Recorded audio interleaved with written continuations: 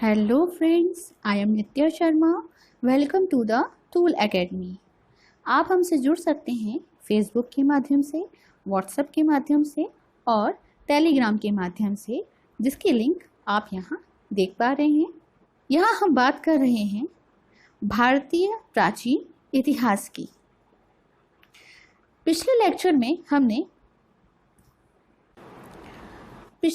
में हमने बौद्ध धर्म के राजनीतिक, आर्थिक और सामाजिक जीवन को जाना था।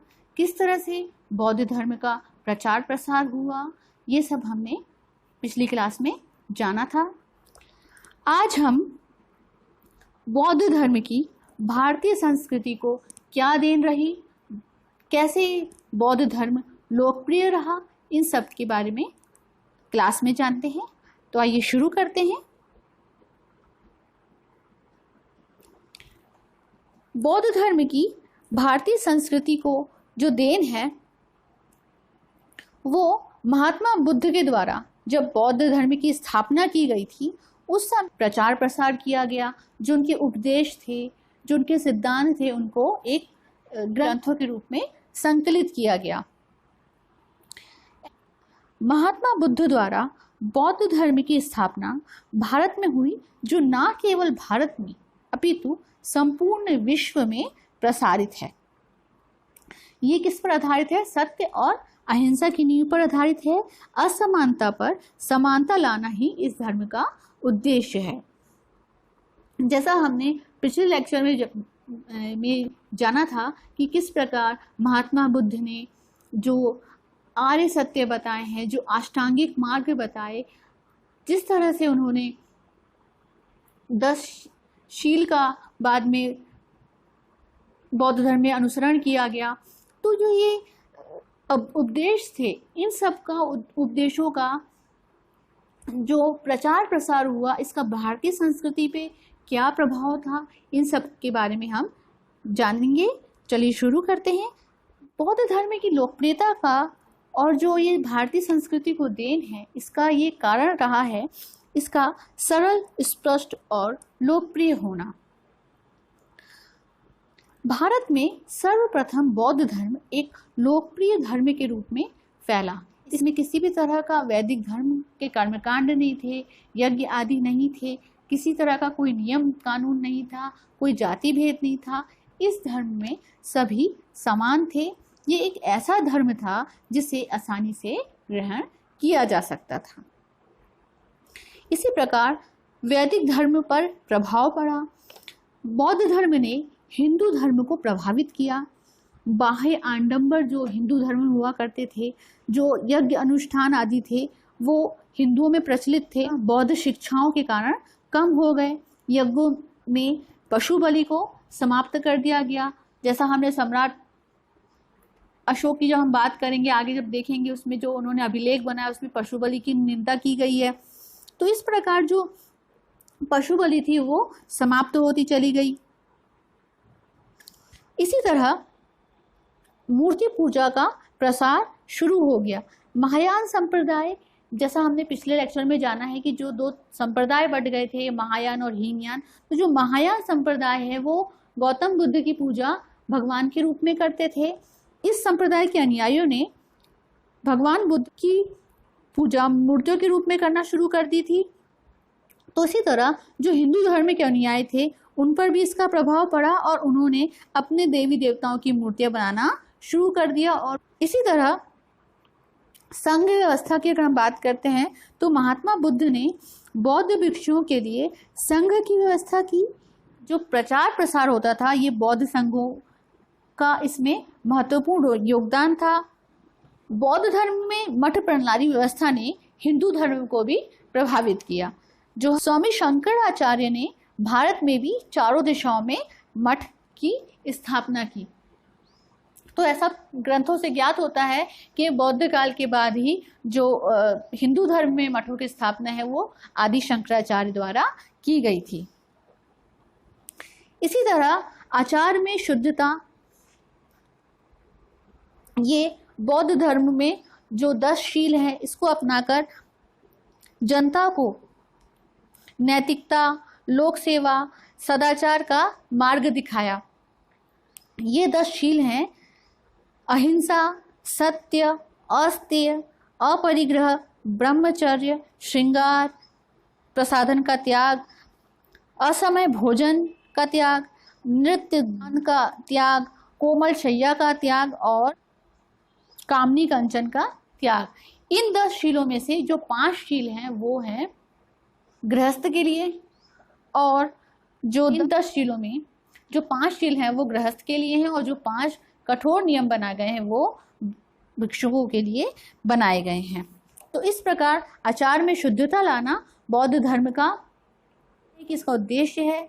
बौद्ध धर्म इसमें धार्मिक सहिष्णुता के बारे में भारतीय संस्कृति को देन दी। बौद्ध धर्म ने भारतीय समाज को धार्मिक शिक्षाएं दी।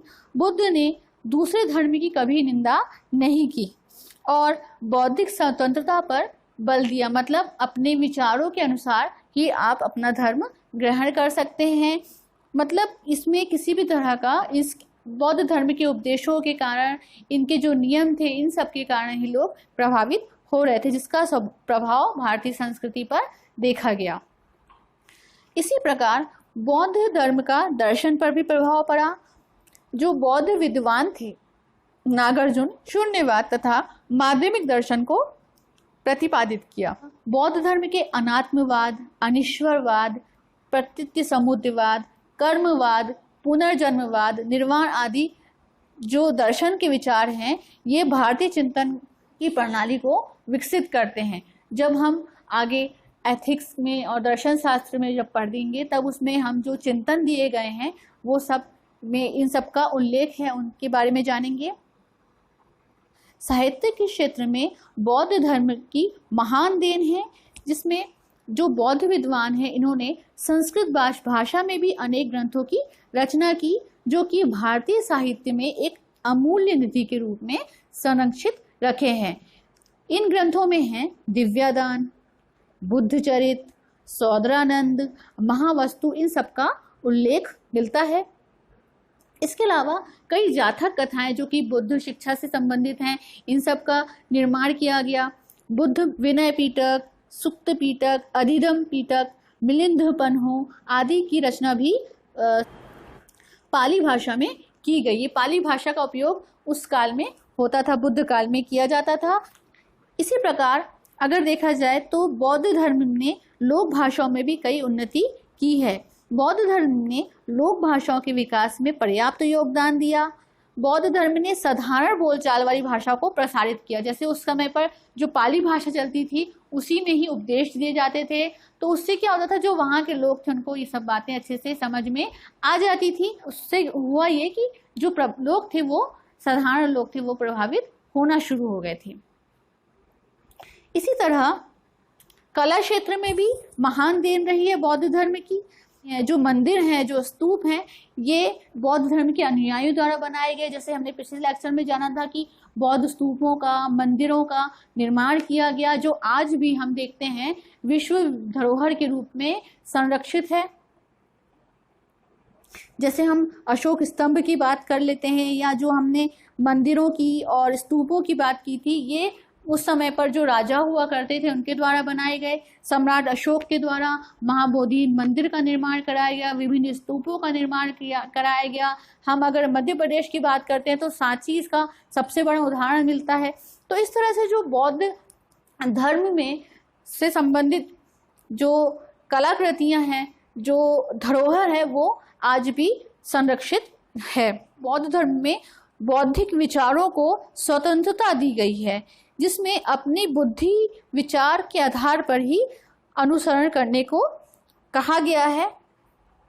तो इस प्रकार देखा जाए जो भारतीय संस्कृति है, इसमें बौद्ध धर्म से प्रभावित और उसकी लोकप्रियता का यही कारण रहा कि उसने जो नियम कानून है वो बहुत कठोर नहीं है, जो विचार है उनको स्वतंत्रता दी गई है। इसी तरह अगर शिक्षा की बात की जाए तो बौद्ध धर्म का शिक्षा के क्षेत्र में भी विशेष योगदान रहा। जैसे हम नालंदा विश्वविद्यालय है, तक्षशिला विश्वविद्यालय, विक्रम विश्वविद्यालय, ये उस समय पर शिक्षा के बड़े केंद्र हुआ करते थे, जहाँ देश ही नहीं बल्कि विदेशों से भी लोग पढ़ने आते थे। तो यही कारण रहा कि जो भारतीय संस्कृति है उसका प्रचार प्रसार ना सिर्फ भारत में बल्कि जो यहाँ पढ़ने आते थे वो भी अपने देशों में जाकर भारत के बारे में बताते थे। तो इस प्रकार जो ये विश्वविद्यालय हैं, इन्होंने भारतीय शिक्षा एवं संस्कृति के प्रसार में महत्वपूर्ण योगदान निभाया।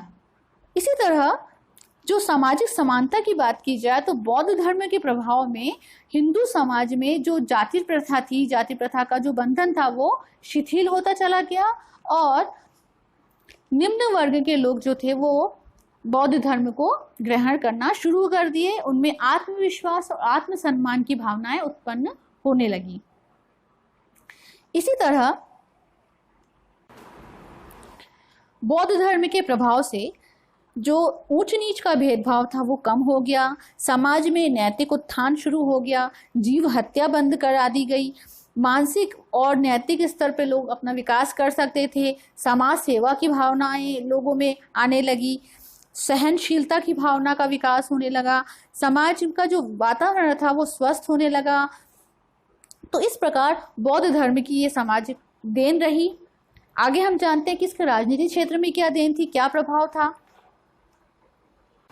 राजनीतिक क्षेत्र में बौद्ध धर्म की सबसे बड़ी देन उस समय के सम्राटों के हृदय में जो रक्तपात था, जो युद्ध था, उस समय जो युद्ध हुआ करते थे, जिसमें सबसे बड़ा उदाहरण अगर हम कहें तो जो सम्राट अशोक था उसका हृदय परिवर्तन किसी कारण हुआ, बौद्ध धर्म के कारण ही हुआ था। अशोक के द्वारा बौद्ध धर्म जब स्वीकार किया गया तो युद्ध बंद हो गए और अशोक ने जो साम्राज्य विस्तार की नीति थी उसको बंद कर दिया। देशी राजाओं द्वारा भी जो युद्ध नीति थी उसका परित्याग कर दिया गया, प्रजाहित में कार्य किया जाने लगा और एकता है भावना का विकास शुरू हो गया। विदेशों के साथ भी मैत्रीपूर्ण संबंध स्थापित हो गए। तो इस तरह से जो राज्य था वो एक परोपकारी प्रजाहितैषी बन गया। इसी प्रकार अगर देखा जाए तो जो अहिंसा का मार्ग है बौद्ध धर्म से प्रेरित होकर ही राजनीतिक व्यवस्था में ऐसा प्रजाहितैषी कार्य किया जाने लगा था। इसी प्रकार जो राजनीतिक और सामाजिक एकता की हम बात करते हैं वो बौद्ध धर्म से ही प्रेरित होकर शुरू हुई थी। ये भारतीय समाज को और राजनीतिक व्यवस्था को बहुत बड़ी देन है। बौद्ध धर्म ने राष्ट्रीयता की भावना को प्रोत्साहन दिया। इस धर्म ने जाति विरोध और समानता के सिद्धांत को प्रेरित किया। बौद्ध धर्म में ये बताया गया कि जो निर्वाण है ये ऊंच नीच पे, धनी निर्धन पर किसी भी तरह का भेद नहीं करता। सभी के लिए जो निर्वाण है उसके द्वार खुले हुए हैं, सभी को जो मार्ग है उनको अनुसरण करने का अधिकार है। तो इस प्रकार से जो भावनाएं थी वो राजनीतिक और सामाजिक भावनाएं थी वो एकता का निर्माण कर रही थी। इस प्रकार से राजनीतिक और सामाजिक एकता की जो देन मिली है वो बौद्ध धर्म की प्रेरणा से मिली है। इसी तरह बौद्ध धर्म का सांस्कृतिक भी प्रभाव देखा गया। उसके भी सांस्कृतिक देन की अगर बात करते हैं तो बौद्ध धर्म से प्रेरित होकर ही कई संस्कृत भाषा में ग्रंथ लिखे गए, त्रिपिटक ग्रंथ, विश्वविद्यालयों की स्थापना हुई, सुंदर भवन बनाए गए और सुंदर कृतियों का निर्माण किया गया। इसी तरह बौद्ध धर्म और बौद्ध संस्कृति का, भारतीय संस्कृति का प्रचार विदेशों में होने लगा। तो इस धर्म के द्वारा ही बौद्ध धर्म जो भी विश्वविद्यालयों की स्थापना हुई, इससे क्या हुआ था, जो भारतीय संस्कृति है उसका भी प्रचार प्रसार इस धर्म के माध्यम से विदेशों में होने लगा। जैसे हम चीन, जापान, मंगोलिया, बर्मा, श्रीलंका इत्यादि में ये धर्म प्रचार प्रसार तो कर ही रहा था, भारतीय संस्कृति को भी ये प्रसारित कर रहा था। तो इस तरह से ये भारत को रिप्रेजेंट करता हुआ विदेशों में फैल रहा था। जैसा कि आप यहाँ पर मैप में देख पा रहे हैं, महायान हीनयान संप्रदाय के रूप में ये विस्तारित हो रहा था। जो भी देखिए संप्रदाय तो दो थे, लेकिन ये अनुयायी किसके थे, बौद्ध धर्म के। तो इस प्रकार से जो बौद्ध धर्म है ये ना सिर्फ भारत में बल्कि एशिया में प्रसारित हो रहा था। अपने उपदेशों, अपने जीवन शैली के माध्यम से भारत के लोग भी विदेशों में जाने लगे थे और इसकी संस्कृति जो है ये विदेशों में प्रसारित हो रही थी। तो ये रहा हमारा आज का लेक्चर, जिसमें हमने बौद्ध धर्म की भारतीय संस्कृति को क्या देन रही है इसके बारे में जाना। देखा जाए तो इसी टॉपिक से रिलेटेड क्वेश्चन प्रीवियस ईयर में जहाँ तक कि 2014 में पूछा गया है। इस टॉपिक से रिलेटेड अगर आपको कोई डाउट है तो आप दिए गए व्हाट्सएप में कमेंट कर सकते हैं, आप हमें कमेंट बॉक्स में भी मैसेज कर सकते हैं। इस वीडियो को देखने के लिए आपका बहुत बहुत धन्यवाद। आपको आगामी परीक्षाओं की बहुत बहुत शुभकामनाएं। MPPSC 2020 की आपको पता होगा क्लासेस स्टार्ट हो गई हैं, आपको लेक्चर्स मिल रहे हैं और साथ ही हम इसके जो लेक्चर्स हैं इसके PDF भी आपको प्रोवाइड करा रहे हैं, आपको लगातार मिल रहे होंगे। इससे संबंधित अगर आपको कोई डाउट है तो आप आपके पास हमारा व्हाट्सएप नंबर भी है, आप ग्रुप में भी ऐड हैं तो उसमें आप कमेंट कर सकते हैं। इस वीडियो को देखने के लिए बहुत बहुत धन्यवाद। अब हम मिलते हैं अगले लेक्चर में, तब तक के लिए जय हिंद, जय भारत।